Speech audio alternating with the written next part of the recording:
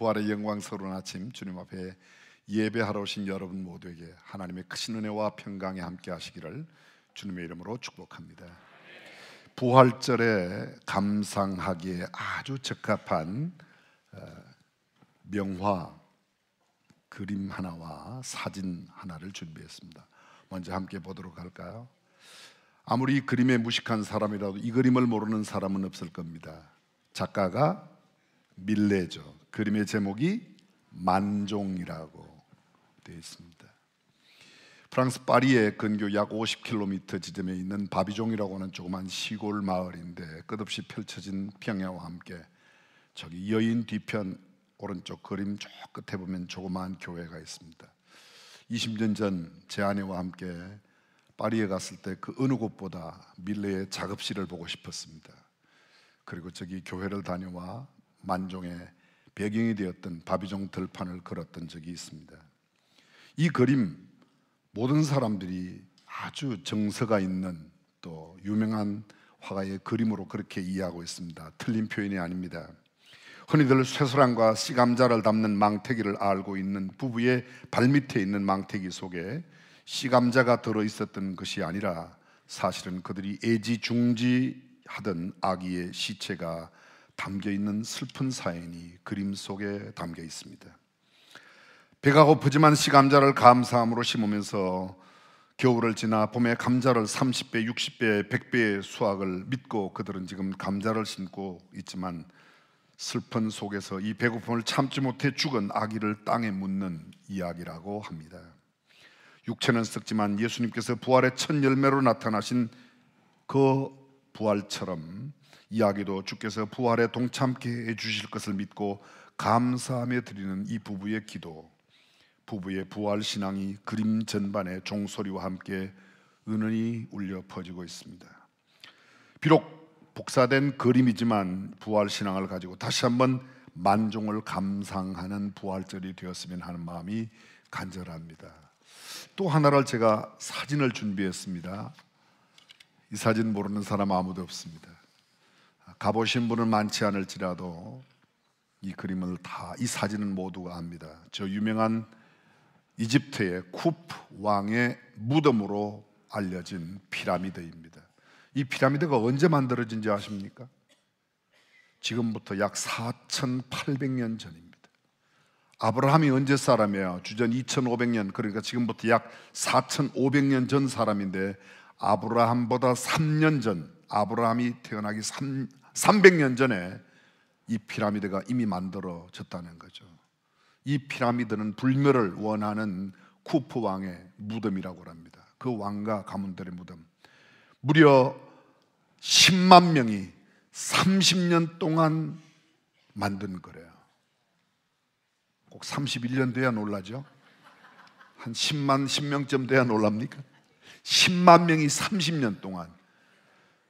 저기에 산 모양을 이루고 있는 것은 모두 돌멩이, 바위로 되어 있습니다. 그 바위가 적은 것은 아주 작지만 큰 것은 2.5톤, 3톤 정도 되는 어마어마한 바위가 이집트의 카이로 부근에 있는 이 피라미드, 그 주변에는 이런 돌멩이가 나지 않습니다. 거기로부터 약 800km 떨어진 곳에서 그 바위가 나고 그 바위를 운송해 와서, 그때 자동차 있었나요? 기차가 있었나요? 방법은 오직 나일강 강물을 이용해서 뗏목으로 돌멩이를 날라다가 30년 동안이나 무려 230만 개의 바위를 쌓아서 만든 것이 피라미드, 소위 세계 7대 불가사의라고 말합니다. 부활에 대한 소망, 상징으로 여겨지는 이 쿠프 왕조의 무덤. 그런데 사람들이 실제로 이 왕조의 무덤인 걸 알고 발굴해 보았더니 이미 도굴꾼들이 도굴을 하여 빈 무덤이 2개나 나왔습니다. 그러나 저들의 빈 무덤과 팔레스타인에 있는 예수 그리스도의 빈 무덤은 현저한 차이가 있습니다. 여기는 도난을 당하였지만 우리 주님의 무덤은 빈 무덤, 살아나신 까닭에 빈 무덤이 된 줄로 믿습니다. 인도에서 스탠리 존스 선교사가 노방 전도를 하고 있었는데 이슬람교도 한 사람이 설교 중간에 나왔습니다. 그리고 설교하는 그 목사님, 선교사님께 말합니다. 우리는 당신네 기독교인들이 못 가진 것 한 가지를 가지고 있습니다. 물었습니다. 그게 뭐요? 우리는 메디나에 가면 마호메트의 시체가 들어있는 관이 있어서 정말 마호메트란 사람이 있었다는 것을 알 수 있지만 당신네 기독교인들은 예루살렘에 가봐야, 팔레스타인에 가봐야 빈 무덤밖에 없지 않냐?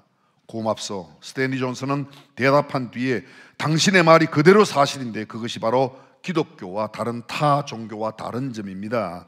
우리 주님은 부활하셔서 그래서 우리는 시신이 없이 빈 무덤이 있을 뿐이요. 할렐루야. 부활입니다. 여러분 부활을 믿으십니까? 1994년, 95년도 제가 캐나다에 잠시 있었을 때에 미랄 교회를 개척한 지 얼마 되지 않아 교회가 참 하나님의 은혜 가운데 아름답게 성장하고 있었습니다. 어떤 날 토론토 시내에 있는 꽤 큰 연합교회에 여러 명의 성도들이 찾아왔습니다. 장로님, 권사님, 집사님. 저한테 와서 대뜸 묻는 말이 목사님은 부활을 믿으세요? 그러더라고요. 저도 깜짝 놀랐습니다. 그런 물음을 생전 처음 들어봤어요. 조금 있다 또 하나 더 물어요. 예수님의 동정녀 탄생을 믿으십니까? 그러더라고요. 그 제가 물어봤어요. 다시 역으로 질문했습니다. 그거 안 믿습니까? 물었더니 그걸 어떻게 믿냐고 그래요. 그걸 어떻게 믿냐고. 근데 그분들이 교회의 장로님, 권사님, 집사님이에요. 다시 한번 여쭤보겠습니다. 예수 그리스도의 동정녀 탄생을 믿으십니까? 부활을 믿으십니까? 부활이 뭐예요? 사실 우리는 부활에 대해서 참 막연하게 알고 있습니다. 하나님께서 세상에 알지 못하는 영적인 비밀을 알려주시는 귀한 말씀 성경입니다. 이 성경 말씀을 통해서 하나님의 놀라운 구원의 비밀, 죄 사함, 용서함의 비밀, 천국의 비밀, 그리고 오늘 말씀하고자 하는 부활의 비밀, 그 외에도 수많은 비밀들이 담겨져 있습니다. 이 고린도전서 15장은 부활의 대헌장이요 부활의 진수를 말하는 바울의 위대한 부활 논문임과 동시에 대서사시라고 말할 수 있습니다. 오늘 본문 51절 이렇게 시작합니다. 보라 내가 너희에게 비밀을 말하노니. 비밀이 뭐죠? 숨겨진 사실, 이게 비밀입니다. 그 비밀이 뭐라고요? 내가 비밀을 말하노니 부활이라고 말하고 있습니다. 부활이 무엇입니까? 계속되는 51절 보라 내가 너희에게 비밀을 말하노니 우리가 다 잠잘 것이 아니오 마지막 나팔에 순식간에 호련히 다 변화되리니. 잘 들어보십시오. 마지막 순간에 다시 살아나리니 이렇게 말하고 변화되리니. 우리의 개념 속에 부활은 죽었다가 다시 살아나는 겁니다. 근데 성경은 또 다른 표현을 쓰고 있어요. 변화한다고. 성경 속에 죽었다가 다시 살아난 사람의 이야기가 있습니다. 예수님도 3명을 살렸어요. 나사로를 살렸습니다. 나인성 과부의 아들을 살렸습니다. 회당장 야이로의 딸을 살렸습니다. 구약 성경에도 수넴 여인 과부의 아들을 살린 이야기가 있습니다. 사르밧 과부의 아들을 살린 이야기가 있습니다. 성경 속에 죽었다가 살아나는, 아니 우리가 일반적으로도 가끔 어떤 사람이 죽었다가 하루 만에 살아났대, 그런 이야기 들어보신 적 있으세요? 그런데 그 어느 것도 죽었다가 살아난 사람에게 부활이라는 표현을 쓰지 않습니다. 오늘 성경의 가장 중요한 핵심의 내용은 부활, 그것이 죽었다가 살아난 것이라기보다는 변화라는 사실입니다. 53절입니다. 본문 다음에 나오는 이 썩을 것이 반드시 썩지 아니할 것을 입겠고 이 죽을 것이 죽지 아니함을 입으리로다. 더는 썩지 않고 죽지 않는 신비한 몸으로 호련히 변화되는 거예요. 그게 부활이에요. 아멘 해도 괜찮아요. 사실 성탄절은 타 종교에도 있습니다. 예를 들면 우리는 성탄절을 12월 25일로 지킵니다. 불교는 4월 초파일로, 전에 다니셨던가 봐요. 유교는 9월 28일 공자 생일을 지킵니다. 그런데 여러분, 그들에게 부활절은 없습니다. 예수님에게만 오직 부활이 있는 줄로 믿습니다.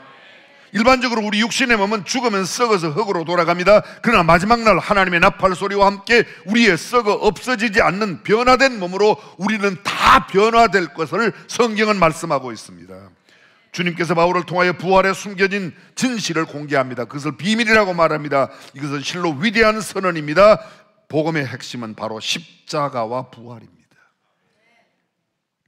부활은 죽었다가 다시 살아나는 것 이상입니다. 굳이 주님이 아니어도 죽었다 살아난 사람 이야기 조금 전 우리가 들었습니다. 그러나 부활이라고 말하지 않습니다. 부활은 죽은 사람에게만 해당되는 것이 아닙니다.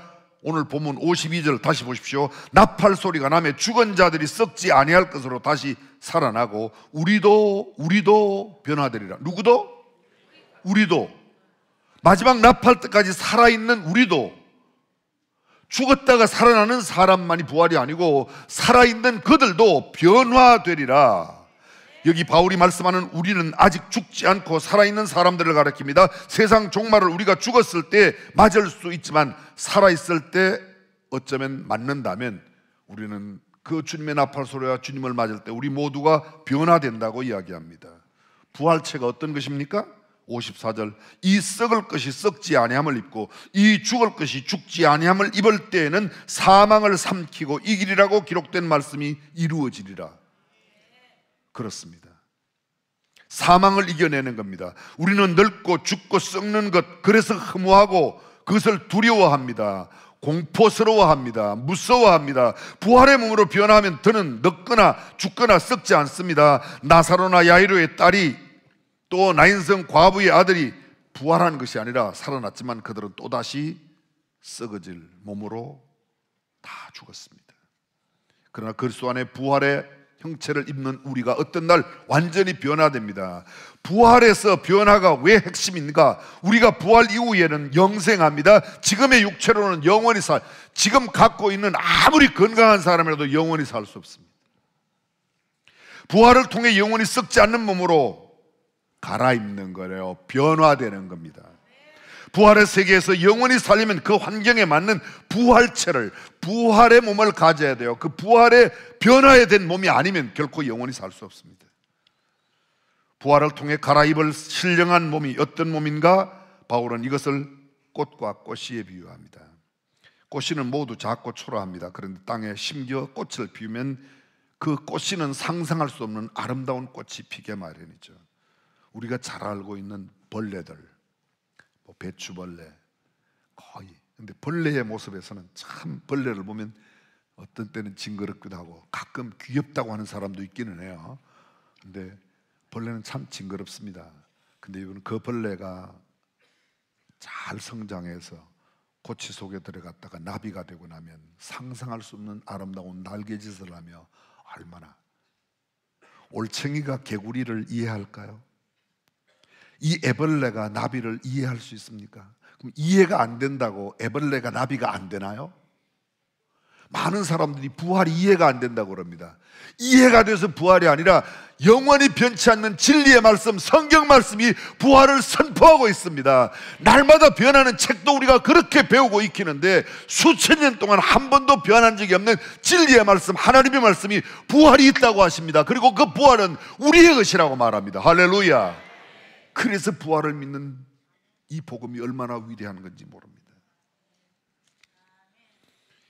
고린도전서 15장 42절, 오늘 본문 훨씬 전에 나오는 말씀이죠. 죽은 자의 부활도 그와 같으니 썩을 것으로 심고 썩지 아니할 것으로 다시 살아나며 욕된 것으로 심고 영광스러운 것으로 다시 살아나며 약한 것으로 심고 강한 것으로 다시 살아나며 육의 몸으로 심고 신령한 몸으로 다시 살아나니 육의 몸이 있은즉 또 영의 몸도 있느니라. 꽃씨처럼 볼품없는 육의 몸을 심어 꽃처럼 아름답게 영의 몸으로 변화되는 것, 그것이 부활입니다. 여기 다시 살아나고 그렇지만 원래 오늘 표현으로 말하면 변화되고.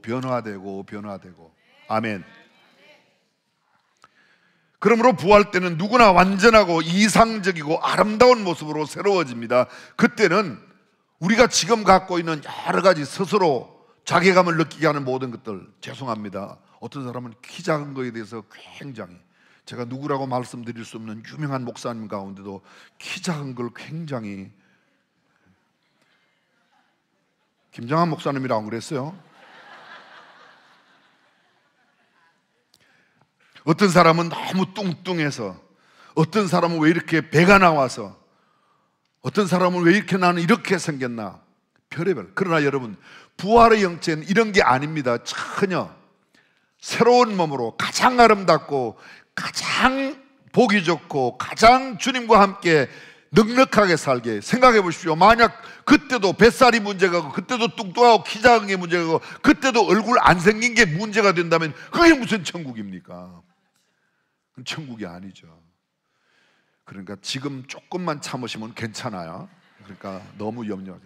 그런 거 갖고 너무 자괴감해가지고, 저는 예뻐지려고 하는 마음을 갖고 성형을 하고 예뻐지려고 하는 마음을 갖고 화장대에 앉아있는 여인들의 모습이 예쁘게 보이지만, 그렇게 너무 몇 시간씩 막 돈을 어마어마하게 들이면서 그렇게까지 할 건 아니라는 생각을 갖습니다.